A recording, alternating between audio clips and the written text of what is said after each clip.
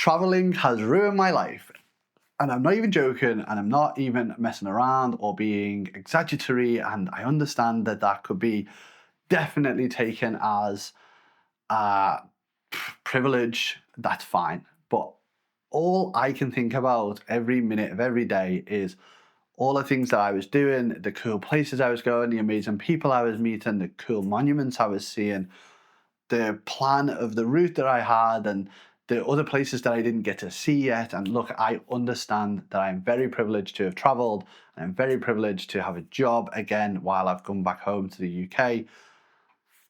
But I think this is more like a cry for my people because I don't really feel like I can find my people. This is like my fourth or fifth time of traveling, like doing a long-term travel. And again, I fully understand this is a privilege, and people might say, oh, this guy crying over having such privilege. You know, my lobster is too juicy and my steak is too buttery. That's fine. I understand. If you can't relate, I get it. Like, it's not, this is not going to resonate with everyone.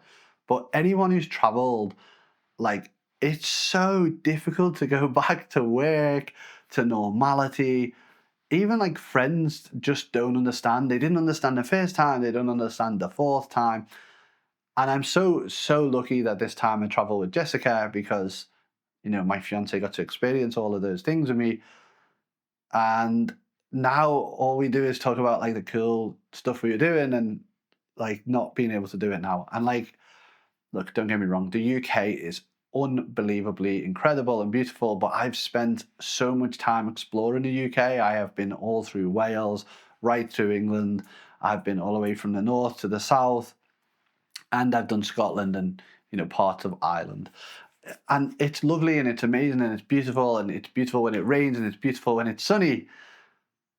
But there's just something about being away from this place. Like, it seems to rain so much and it always feels grey. Even when you're in the mountains, it's like a fake something. I don't know. It just feels fake. It's like, oh, this beautiful scenery has been plonked inside the grey. It's a small escape. But I don't want that small escape. Like, I want to be far away in the beautiful sun all the time, enjoying, the beach and just the food and the culture. I don't really like the UK culture, if I'm totally honest. And maybe I do need to move. Maybe I do need to stop crying. Maybe I need to look at a DTV or a visa in Thailand, Vietnam, Cambodia, Laos, wherever, Malaysia. Because Southeast Asia really like resonated with me. I've traveled around Europe. I've traveled Western Europe, I've traveled Eastern Europe, I've traveled Central Europe, and I did those in different trips, and they were amazing, and I loved them. And Spain really held a big place in my heart for a little bit of time. But the culture never resonated with me, and I never really got that like feeling of wanting to be there, of like wanting to live there. And right now, Southeast Asia is absolutely like that. So I do feel like. Definitely, like, traveling has ruined my life a bit because it's all I can think about, and all I can do is think, how can I get back to that world? It feels just out of reach for me at the minute, and I want to go back. So I think really this is just to say to everyone else who's traveling, like, when you are there, like, really take note of what you're doing, really enjoy it, really make sure you maximize the time, but also make sure you take time for you, because I see and I experience and I spend time with too many people who would say, I don't want to take a break because I feel like I'm letting myself down, or I've only got 200 days, or I've only got 90 days. And when those days are up, I will have nothing, which is crazy to me because, we all get burnt out and we all get tired. And yes, it is a huge privilege to travel, but you should really look inwards and be able to say, I need a break.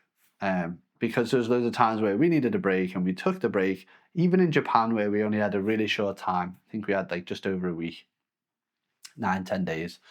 And I was in awe of Japan and I love Japan, but doing 30,000 steps a day was just writing Jessica off, unfortunately. And so we did a day where we stayed basically in bed. For the most of the day, we went and looked around Akihabara for a really short time, maybe an hour or so, and that's fine because while you're traveling, you are technically on a really long holiday, unless you're doing a remote work situation. And so you're super privileged to be there, and you're super, you should be super aware of how you're feeling and drained. Because if you lose out on 2 days or 3 days, that's fine. But if you get bogged down and tired and exhausted and you're not enjoying the monument you're seeing or the crazy statue or the big walk you've just done, then you kind of ruining the experience, I think, as well. I don't really know where I was going with this video. I feel like all I can think about is traveling and I need to get it off my chest. And I tried to explain to my friends, like, oh, this cool thing. And they're like, wow, that's so cool. And that's the end of it.